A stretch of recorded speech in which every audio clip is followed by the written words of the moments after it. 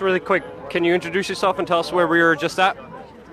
Hi, my name is Gary Null, and I'm here to support the people joining their energy together to say no to GMOs, to say yes to sustainability, farmers markets, organic, to veganism, and to freedom of choice, to know that an item has been labeled GMO.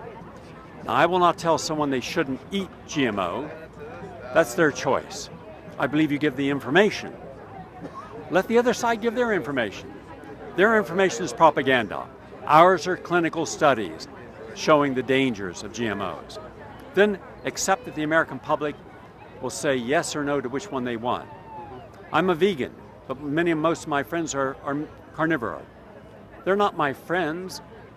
Let me restate that. They're my friends in spite of the fact that we have differences. I respect their right to say, Gary, you be a vegan and I'll be a meat eater.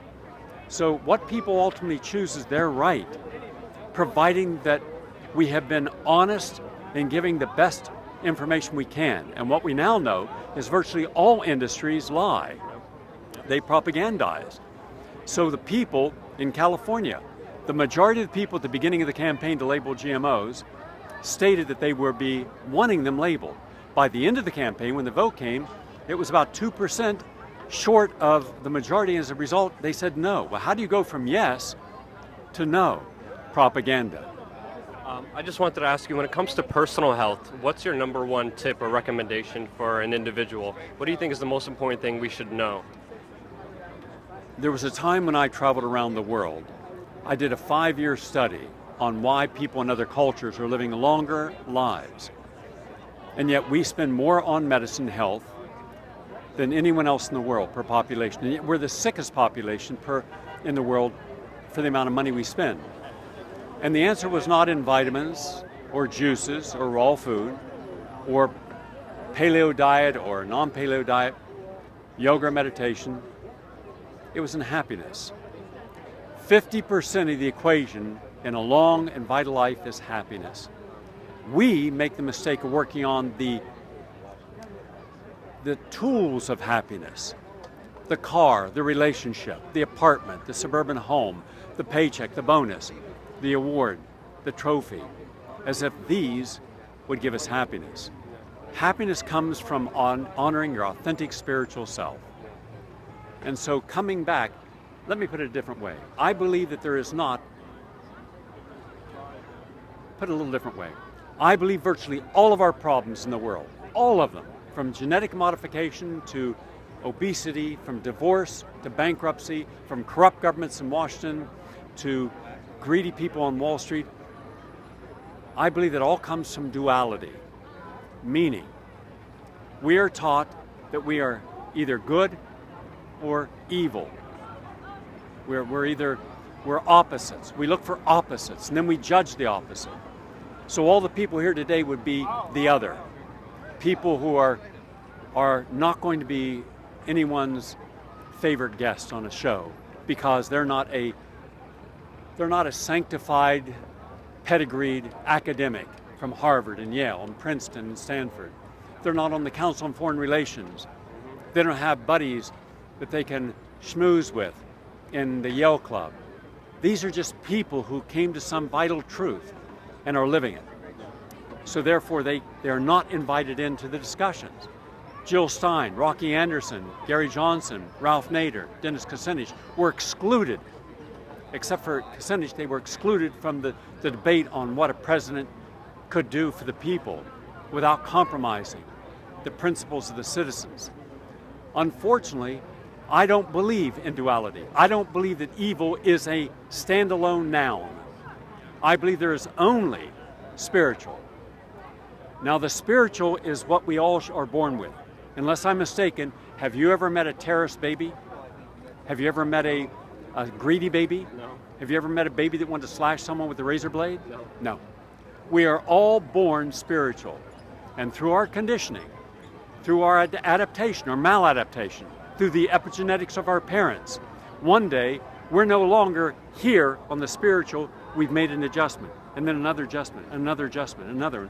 And one day we're so far away from the spiritual that our actions are evil or greedy or selfish or self-destructive.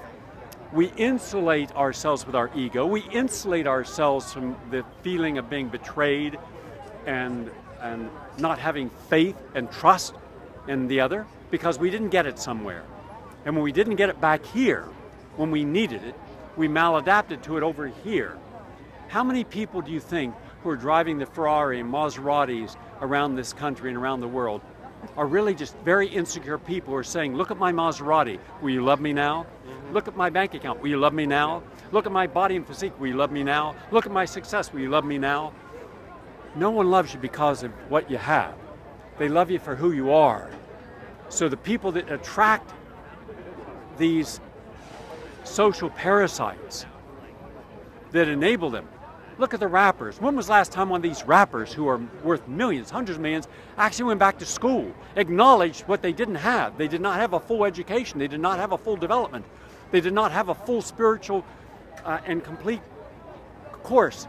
So why do you expect them to act differently than to get into fights or punch one of their girlfriends or end up in jail or end up acting as if, look how much I can wear, look at my cars, look at my clothes. Yeah. That's just an insecure person, yeah. But they're still spiritual. They just have to come back to it. We have to make a quantum step back to our authentic self. Look at how many people, doctors, wanted to help people, wanted to save lives, wanted to, really truly wanted to make a difference. And along the way, they started adapting to a new lifestyle, a new set of friends, a new set of social significance, where they were elevated to a state of, we're going to pay attention to you because you're no longer a medical doctor, a resident in training, or an intern. You are board certified, or you are a teaching professor, or you are the chairman of a department. And suddenly we defer to authority. We defer to power.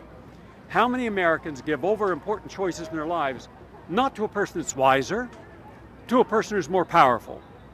Power is what I said corrupts. Not the corporation, not the individual. It corrupts the individual within the corporation. It corrupts the individual within the relationship. It corrupts the individual within the family, within the group, the guild, the sorority, the fraternity, the club, the gang. So if you want to get back to what it is to make positive, moral, and ethical choices, then just honor the spiritual within yourself. All right? Very well said. That's why I believe there is redemption. I believe if you really wanted to help this movement, then go down to West Palm Beach, go to Naples, Florida, go to Palm Springs, go to Aspen, to the retirement communities, and talk to the people there who once were the most powerful policymakers in their field. Now they are gone. They've been given their death notice. The second death we all die is simple. We simply cease to exist. The first death we die is the most painful. We become irrelevant. There is nothing more painful in life than being irrelevant. When you wake up and you look in the mirror, you don't see who you once were and you think, I'm no longer relevant. Where people take you for granted. Even in your own family, they can take you for granted. How many mothers no longer have the respect of their children the way they should have or once did because everything's done for them? The mother today is a chauffeur, a soccer coach, a banker, a chef, a laundress, but never a mother. The needs of the caregiver are never considered. And then one day, you see mothers rolling 4-year-olds in strollers. Since when does a 4-year-old need a stroller? Right? This is how sick we've become. Because we want to buy love and we maladapt to social norms.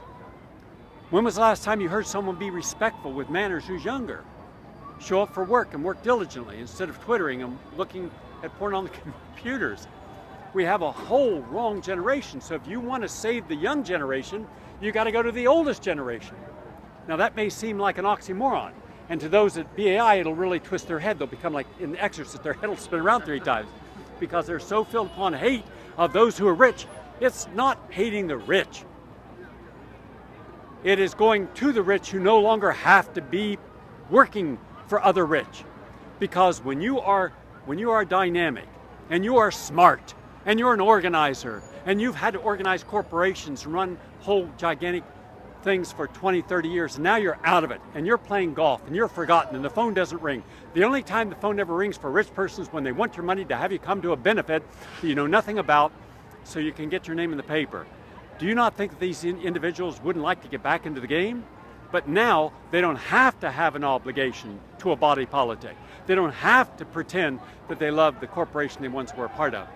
They can put their energy into anti-GMOs, into anti-vaccine danger, to the movement to make vaccines healthy or eliminate them.